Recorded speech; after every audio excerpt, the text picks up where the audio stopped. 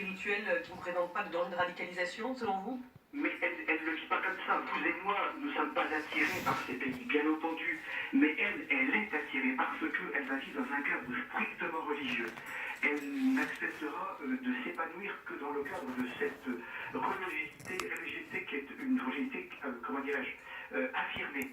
Elle s'y sentira bien, dit-elle. Elle peut se tromper, mais il faut qu'elle aille jusqu'au bout de son chemin. Peut-être qu'elle fera demi-tour. En tout cas, je lui souhaite personnellement, bien entendu. Merci, maître Emmanuel Lido, d'avoir réagi sur LCI. On en vient à cette agression d'un professeur à Argenteuil sous les yeux de ses élèves de CE1.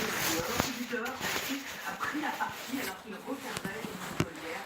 Au retour d'un cours de sport, deux jeunes hommes sont sortis de leur voiture et ont frappé l'enseignant, l'accusant de racisme. Le professeur a dû être conduit à l'hôpital. Une enquête a été ouverte devant l'école Paul Langevin. Polisa ajaunywa adama polisa nafana polisa ajaukina hona ajaukina ajira. Ouais, elle nous avons encore en détail. Ouais, mais Winoa, attends, comme la famille Mboup, là, on a Mboup. L'heure est au retour au calme à l'entre-soi. Tonton Ali, Personne ne veut revenir sur Sadom, cet incident. Fabari, Un professeur qui d'ailleurs Adja Boubari, et comme il a déjà problème comme école fanée, ça bengue.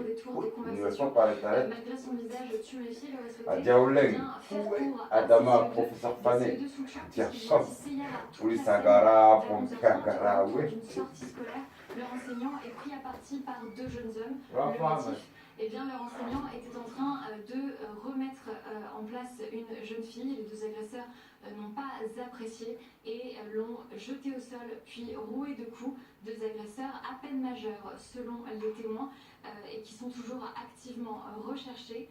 L'enseignant a porté plainte et une cellule psychologique devrait être ouverte ici à l'établissement Paul Langevin. Merci Jessica Martinez. Bon, écoute, mon guidon me rôle Joumaï. Et on va écouter à présent la réaction de la ministre de l'Éducation nationale. Il semblerait que ce soit des éléments extérieurs aux établissements scolaires qui aient été les auteurs des coups et des agressions. Ça ne rend pas les choses moins graves, mais disons que ça n'est pas un sujet scolaire à proprement parler. Est-ce que vous n'avez pas d'explication particulière alors pour que ces violences se manifestent comme ça sur un environnement difficile? On a vu aussi des violences à l'égard des policiers, c'est tout aussi condamnable et c'est tout aussi grave et il faut absolument déposer plainte. Je le leur dis parce que certains d'entre eux peuvent parfois considérer que ça n'est pas si grave, qu'il faut reprendre le travail aussitôt, etc.